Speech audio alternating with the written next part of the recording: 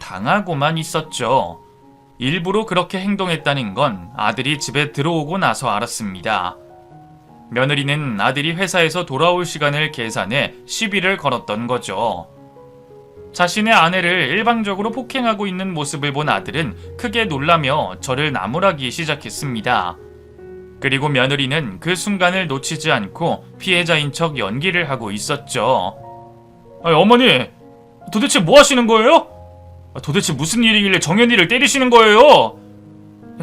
그게 말이다, 청범아. 여보, 그러지 마. 어머님, 아버님 잃으신 마음에 너무 힘들어서 어디다가 풀어야 할 곳이 있어야 하니까 이러시는 거야. 난 괜찮으니까 당신은 가만히 있어. 이런 일 한두 번 당하는 것도 아니고. 뭐? 한두 번이 아니라고? 어머니, 아무리 아버지 잃고 힘들다고 하셔도 이건 아니죠. 우리 가족 중 안 힘든 사람이 있어요? 그런데 왜 그러세요? 저 오늘 어머니께 정말 실망했습니다. 앞으로 정연이한테 눈치 주시거나 오늘처럼 폭력을 행사한다면 저도 가만히 있지 않을 거예요. 오늘은 이 사람이 하도 말리니까 그만두겠습니다. 이제 절대 이런 짓 하지 마세요. 며느리에게 당했다고 느꼈을 땐 이미 늦은 뒤였어요. 며느리가 먼저 걸어온 시비라고 말을 할 수 있었지만 그러지 않기로 했죠. 아들과 며느리가 다투는 것도 보기 싫었고 과연 제 말을 아들이 믿어줄까라는 생각도 했었거든요. 아들이 저에게 실망했다는 말이 가슴에 비수가 돼서 꽂혔으니까요. 일이 어떻게 됐든 간에 내가 입을 다물고 있으면 조용히 끝날 일이니 가만히 있기로 했습니다. 그 일이 있은 후로 며느리는 한껏 더 기고만장한 모습으로 저를 대하기 시작했습니다. 눈치 볼 시아버지도 없겠다. 남편도 자신에게 눈치 주지 말라며 시어머니에게 말을 했겠다. 이제 온 집안이 자기 세상이 된 거죠. 그래도 이전까지는 저와 주위 사람들 눈치를 보며 행동했었는데 이제 더는 누구의 눈치도 보지 않고 대놓고 자기 기분 내키는 대로 행동하기 시작했습니다.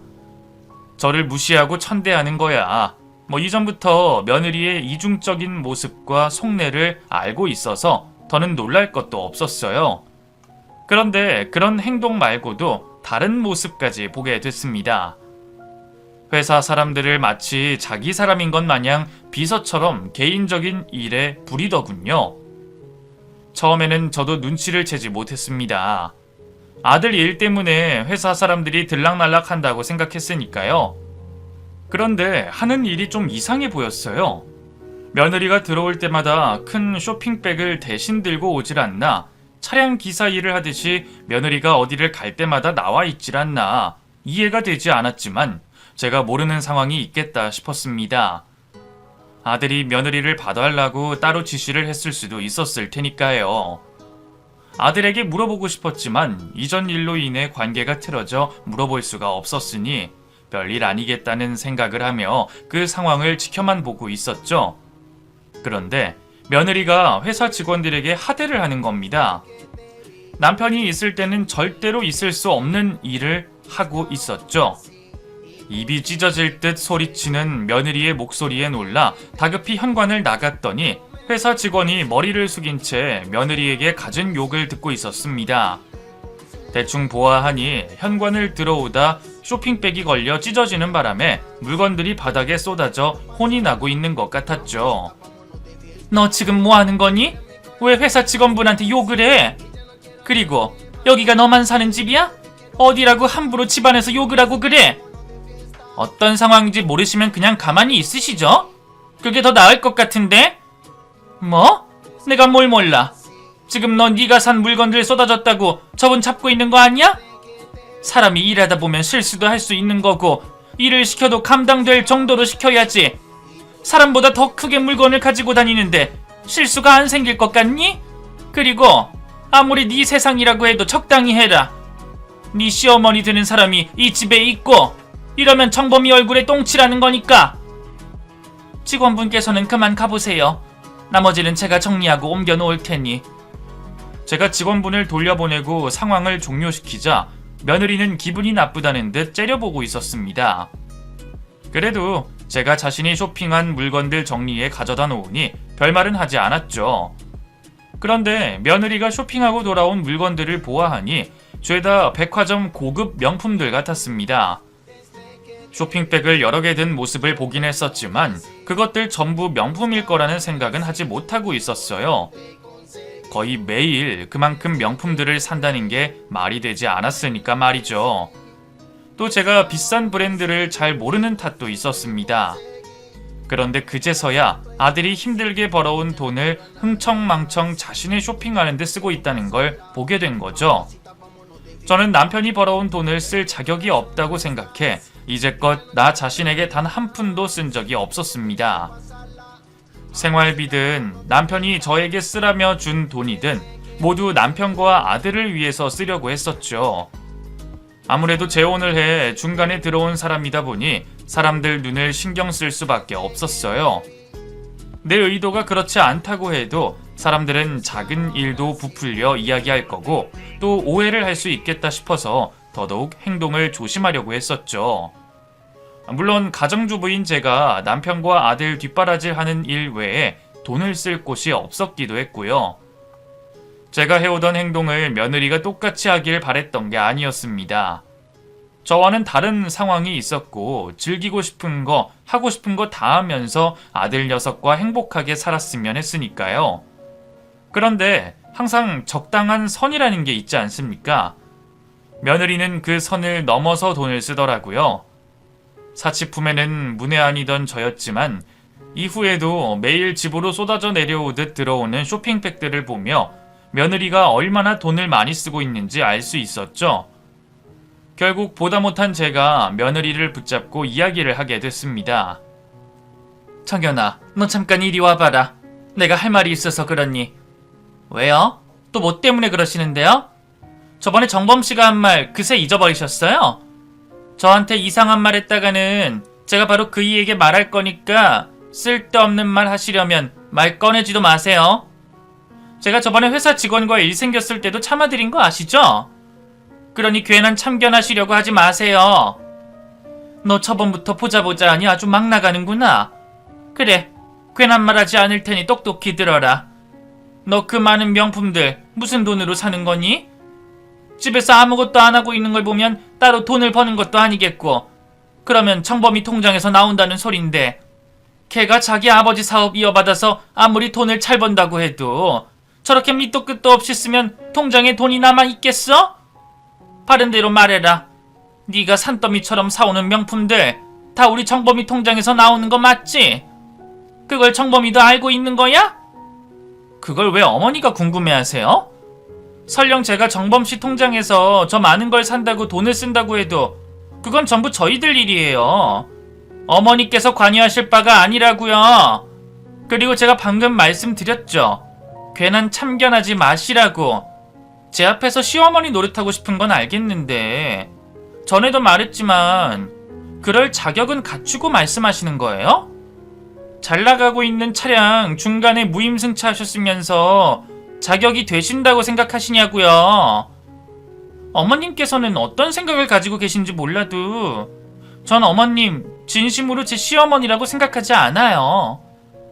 그러니까 되지도 않는 시어머니 노릇하지 말고 그냥 각자 살자고요. 네가 무슨 말을 하든 상관없다.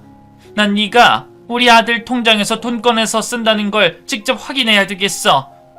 정범이가 벌어오고 있는 돈 정범이만 열심히 일해서 번 돈 아니다.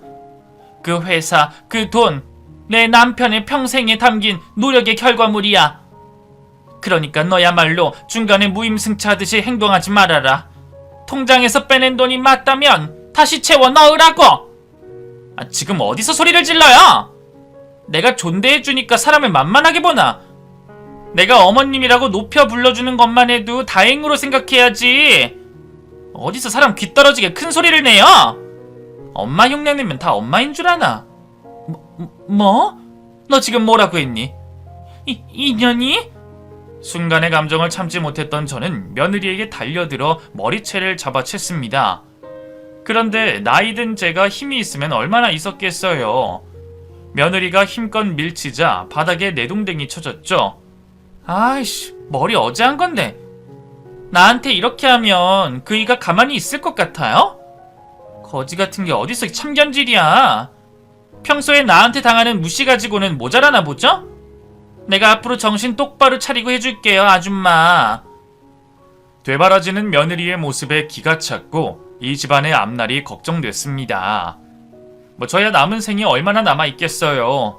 남은 인생 어떻게든 꾸려 살아가면 될 테지만 아들은 앞으로 살아갈 날이 한참 남았고 아버지의 유산인 회사를 잘 이끌어 나가야 할 텐데 그런 일을 하는 아들 옆에 저런 며느리가 있었으니 걱정이 될 수밖에 없었죠.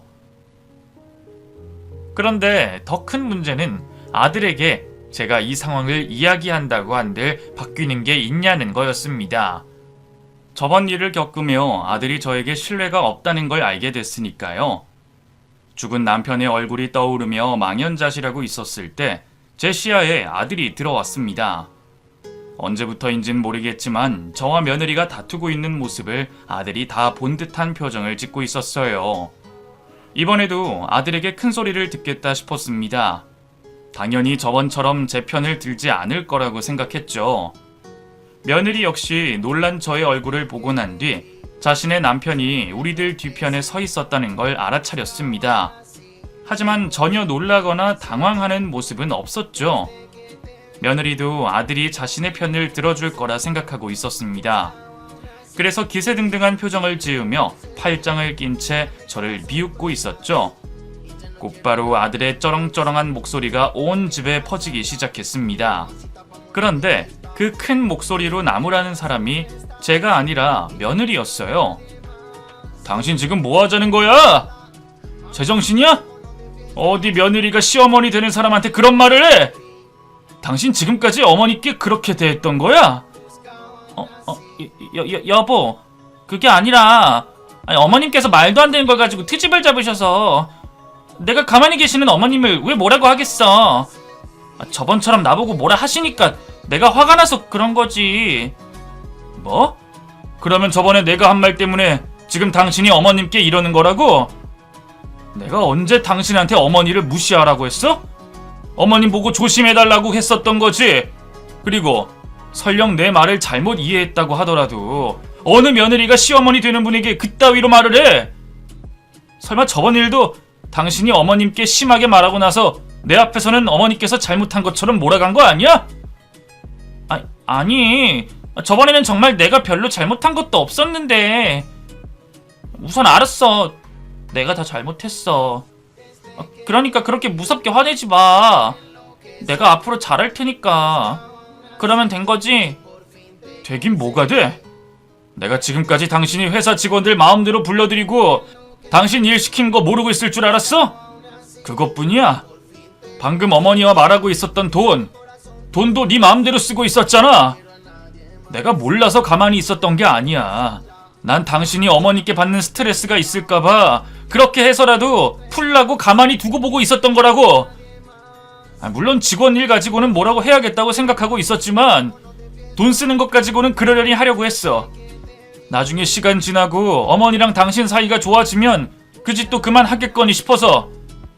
그런데 지금 이야기를 들어보면 집안에서 누구 눈치 하나 안 보고 있으면서 당신 기분 내키는 대로 사고 싶은 대로 돈을 썼다는 거잖아. 거기다 어머니까지 무시하면서. 당신 내가 이 상황을 알고도 그냥 넘어갈 거라고 생각했어? 그런 짓거리 했으면서 방금 전까지 날 보고도 당당하게 서 있어? 뭘 잘했다고 그런 표정 짓고 있었는데 내가 그런 것까지 다 참고 당신하고 살아줄 줄 알아? 자신이 하는 말에 흥분한 아들은 며느리를 가만히 두지 않으려고 했습니다. 집안 이곳저곳 뒤지더니 거실에서 발견한 효자손으로 메타작을 하려고 며느리에게 다가섰죠. 제가 두고만 보고 있으면 안 될 것 같았습니다. 물론 저도 마음 같아서는 아들이 하려는 며느리 메타작을 두고만 보고 싶었지만 그랬다가는 아들이 경찰서에 잡혀가거나 가정폭력으로 잡혀갈 수도 있었던 일이었으니까요. 곧장 아들과 며느리 사이에 끼어들었죠. 그리고 아들을 진정시키기 시작했습니다. 정범아, 그만해라. 아무리 화가 난다고 해도 거기까지 가면 안 돼. 그러다 너만 손해본다. 나는 괜찮으니까 우선 참어. 참고 앞으로 이혼을 하든 고소를 하든 법적으로 처리하자. 너 이러다 잘못되면 나는 어떻게 살라고 이러는 거니? 우선 진정 좀 해라, 응? 씩씩거리던 아들은 제 말을 듣고 조금씩 이성을 찾아갔습니다. 이후 잔뜩 겁을 먹고 있는 며느리에게 이혼 소송을 할 거라며 화를 냈었죠. 당신 나 농락하고 우리 어머니 무시한 대가 꼭 치르게 해줄게. 그리고 당신이 산 명품들 팔아서 실력 있는 변호사 선임해야 할 거야. 나 당신 같은 여자와 더는 부부라는 이름으로 살아갈 수 없어서 바로 이혼 소송 들어갈 테니까 그렇게 알고 있어. 그리고 우리 어머니 집에서도 당장 나가. 당신이 나 없는 동안 또 어머니께 무슨 짓을 할지 모르겠으니까. 제가 아들을 제지하게 돼 겨우 한숨을 돌리게 된 며느리는 그 다음 날부터 저에게 아들의 마음을 돌릴 수 있게 도와달라고 사정을 해왔어요. 염치도 없게 말이죠. 어머님, 제가 이런 말씀 드리는 게 가당치도 않다는 거 알고 있어요. 그런데 사람들 다 실수하고 그러잖아요. 지금까지 있었던 일 제가 크게 실수했다고 생각해 주시고 정범씨 설득 좀 시켜주시면 안 될까요? 저 아직 정범씨 많이 사랑해요. 정범씨도 화가 나서 그렇지 아직 저 사랑하고 있을 거고요. 더군다나 어머님께서 앞으로 벌어질 제 상황 누구보다 잘 아시잖아요. 얼마나 힘들게 살아갈지 말이에요. 어머님께서도 이혼 경험이 있으시니까요. 저 정말 정신 차리고 어머님께도 또 정범씨에게도 잘할게요. 어머님 밑에서 살림이든 인성이든 가르침 배울 테니까 제발 정범씨 좀 설득시켜 주세요. 넌 끝까지 이기적이고 염치가 없구나. 내가 잠깐이었지만 앞으로 혼자 될 너를 걱정을 했던 게 참 바보 같은 생각이었구나 싶다. 실수? 그래, 사람들 누구나 실수해. 그런데 네가 한 행동들이 전부 다 실수라고 생각하니? 내가 보기에는 넌 언제든 사람 무시할 틈만 나면 곧바로 무시할 인성을 가진 걸로 보이던데.